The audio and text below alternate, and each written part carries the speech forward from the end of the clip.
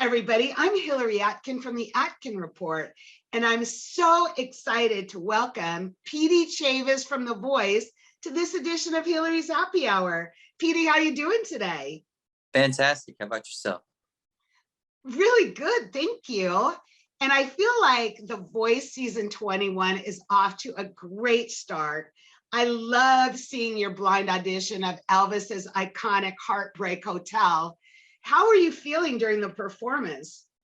Honestly, it was kind of like a trance because I was when I went on stage, I remember just like being kind of frozen there, and then John, he turned really fast, so like he gave me that extra boost of confidence that I needed in that performance. Because when I had him and everything, the adrenaline, I knew at that point, I just kind of I want to say like I just knew everything was going to be okay, and I just kind of really went into it. So it was a lot of fun, but it was a lot of feelings during that performance, and it was probably the best of a lifetime. So it was really awesome.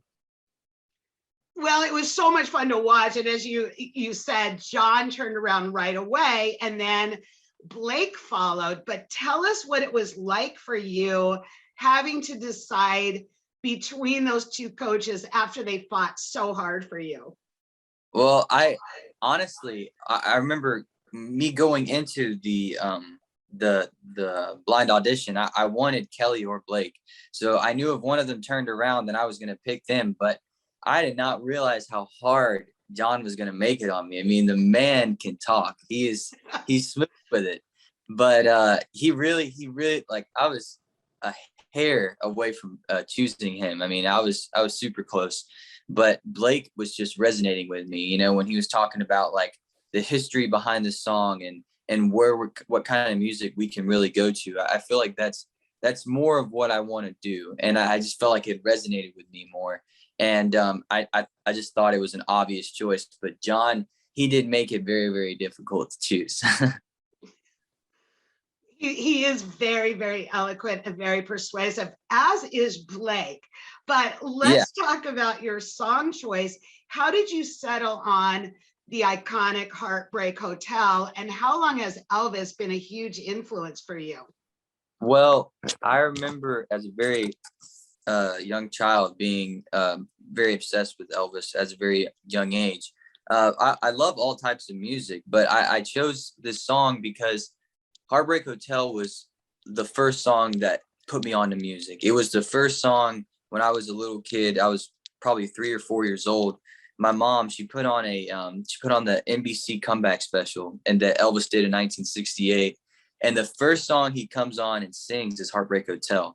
And that song changed my life because that song showed me what music is. It showed me that this is what I want to do for the rest of my life. And I just thought it would be so cool to do that song for like my first really big performance and kind of that, that next threshold of things.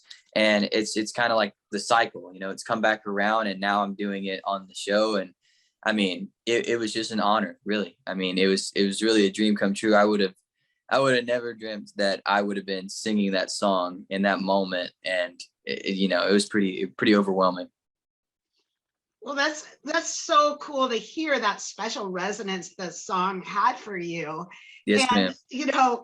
Blake is so much fun, but he immediately commented on your hair, as he likes to do with certain people. But Right.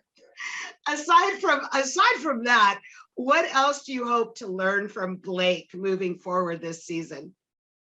Well, honestly, I really feel like, I'm very I would say I don't know a lot when it comes to the industry. I don't know a lot when it comes to, doing big performances and really putting on a crazy show like that.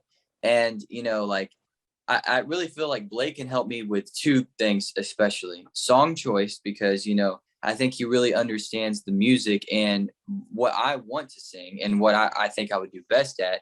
And I think he really understands just putting on a show and just, going out there and doing things. I don't think he necessarily moves around as much as maybe some other people do, especially myself. But I think that he definitely knows how to be on stage. And I'm just I'm so excited to just see that journey with him and just see, like, you know, where he can take me in that aspect. Well, we are too, but I also want to ask you, what is the mood like around The Voice with new coach Ariana Grande? Uh, I mean, definitely everyone is very I wouldn't say, no, intimidate is not a good word. I would say kind of in awe, you feel the energy when you go into the set, and you know the audience loves her, and you know it's very obvious that she has a lot of star power.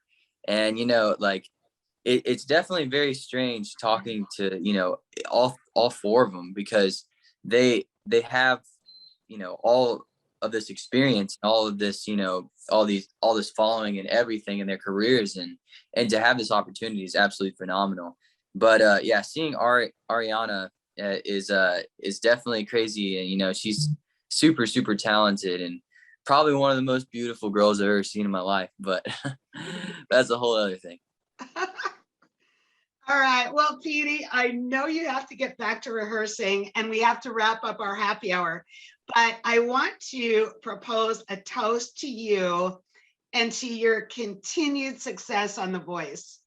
Oh, thank you. I only got a water bottle, but sounds good. Thank you so much. I enjoyed this. Thank you so much for being with me. Thank you.